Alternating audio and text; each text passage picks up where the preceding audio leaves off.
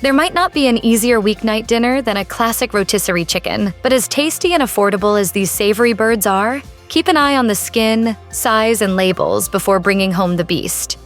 One of the easiest ways to tell if you have a high-quality grocery store chicken is its appearance. The ideal rotisserie chicken is evenly browned and seasoned well enough that you can see visible herbs and spices on it. If the bird is pale or the color is uneven, you may want to steer clear. At best, this could be a sign of bland flavor, but it could also be a signal for uneven cooking. At the same time, there is such a thing as too much flavor. If a chicken has been over-seasoned, that may impact what you plan to do with it when you get it home. Rotisserie chickens are innately salty, so keep that in mind if you plan on using it for another dish that also calls for salt or heavy seasoning. If you're making a stew or your own chicken stock, some of the flavored varieties of rotisserie chicken may clash with the other flavors you use. But if you're just enjoying the chicken on its own or with some sides, some zesty flavors like lemon pepper or barbecue could really make the meal.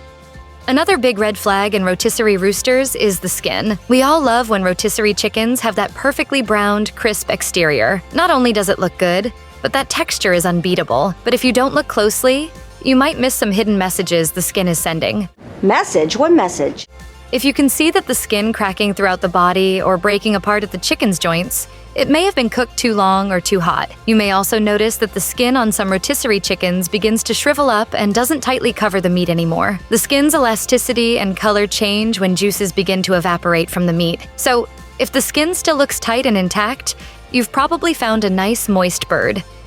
Whether you're trying to get the best bang for your buck or a need to feed a large group, lots of people tend to avoid the smaller rotisserie chickens at their local grocer. And while rotisserie chickens often have their weight listed on the packaging, you may want to pick them up to see for yourself. In fact, some chefs swear that lifting the chickens up is a surefire way to tell the difference between fresh chickens and ones that have been sitting in the case all day. Often, when a chicken's heavy, it means the juices probably stayed in the meat and haven't evaporated. You may feel silly lifting each package like weights at a gym, but doing this can help you find the juiciest chicken possible. That's not to say that all smaller rotisserie chickens will be subpar. In fact, a smaller chicken can be an ideal choice for those looking for lighter portions at a cheaper price. Some stores like Costco even discount their standard $5 chicken prices for lighter birds, moving to a price per pound model instead. It's also worth noting that the largest chicken in the bunch might not be the best option either. Sure, grabbing the chicken that's practically bursting out of its container might feel like you're getting the most for your money. But customers have reported some of these larger birds aren't always cooked through. And since you can't just stick a meat thermometer into the chicken you're eyeing in the middle of the store, you won't know if this is the case until after you bring it home. So, you're better off judging by weight than volume, and we'd suggest a medium-sized bird to be safe. You may have noticed extra liquid at the bottom of your rotisserie chicken's container. This can mean a couple things, but it's usually not a great sign. Seems like everybody would turn out a loser in that situation. It is possible that you could have just picked out an extra juicy rotisserie chicken, and that you're in for a perfectly solid couple of meals. Unfortunately, you won't know that until you get it home and start cutting. This risk is that a lot of excess liquid could mean that the chicken's juices have left the meat. This will result in particularly dry chicken when you bite in, especially the white meat. It's also possible that liquid isn't the chicken's juices. It's water. As chickens cool, the steam they give off turns into liquid. Science. This shift from steam to water droplets can be a sign that your rotisserie chicken has been sitting out for too long. In that case, you may find a pool of water at the bottom of the package. You can detect this by tipping the plastic container from side to side, or by checking the bottom of the bag. But in the event that you did just get an extra juicy chicken, don't throw those extra drippings away. You could always repurpose them into a nice dressing or gravy.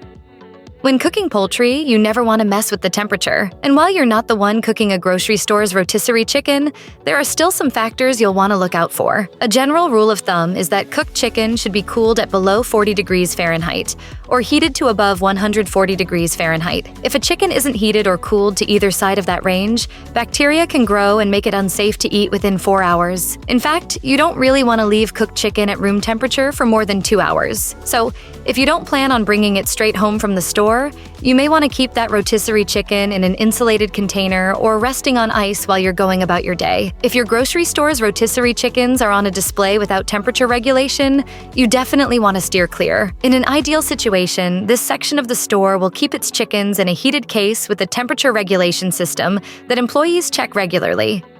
No matter who's manning it, If you see a whole bunch of chickens in that display case, take a pause. While this could mean you have a lot of options, it could also be a sign that the birds aren't the best quality. Excess rotisserie chickens also mean that there isn't a turnover of product, so the case isn't being refreshed throughout the day. In fairness, this could just be a timing thing.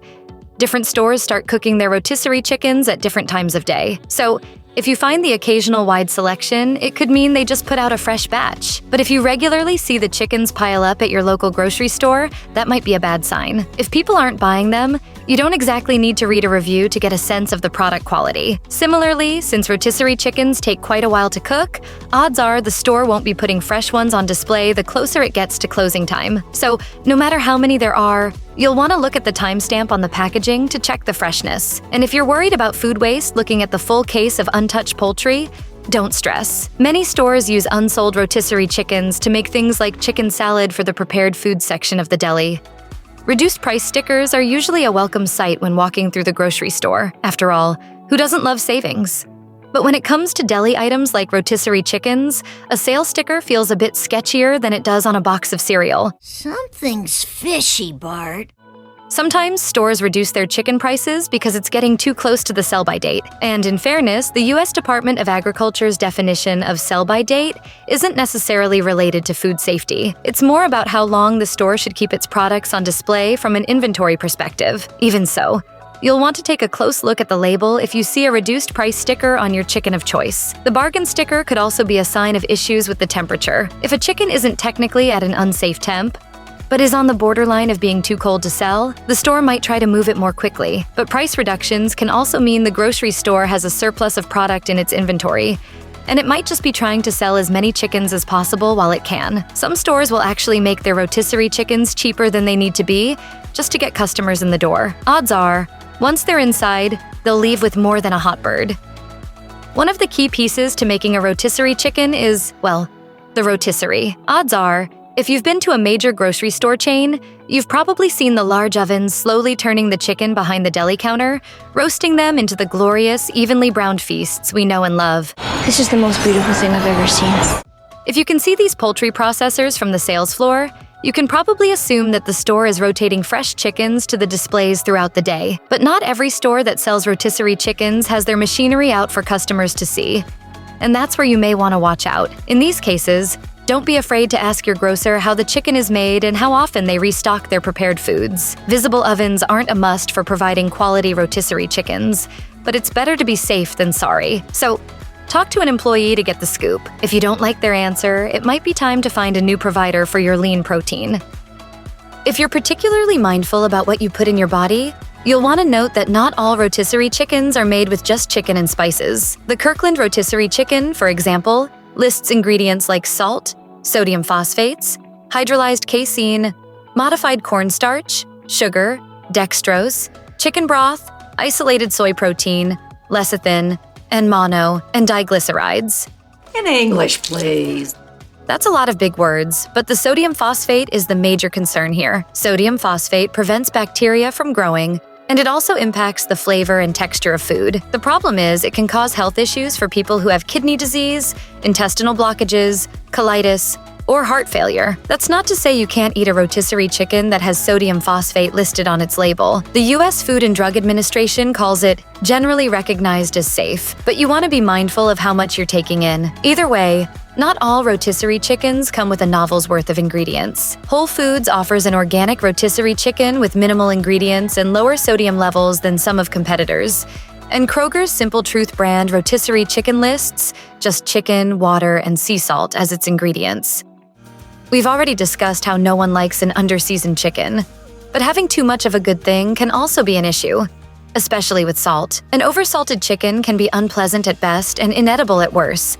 And salt also affects the nutritional value of the meat. It's hard enough to walk past the crispy fried chickens on display and opt for the rotisserie option instead. But if your rotisserie chicken has too much sodium, then some of those health benefits you want might be negated anyway. And since you can't just rip off a wing in the middle of the aisle to see how salty it is, your best bet is to take another close look at the ingredient list. If you see brine or saline solution on the chicken's label, you may want to watch out. Be particularly cautious if you see them listed near the top of the list. as the FDA requires food manufacturers to list ingredients from most used to least. But if you don't see a brineless or saline-free option, you can also mitigate the extra salt by not eating the skin. Chicken skin is undeniably tasty, but it is also high in saturated fat and can hide a large amount of sodium. After all that seasoning has to go somewhere.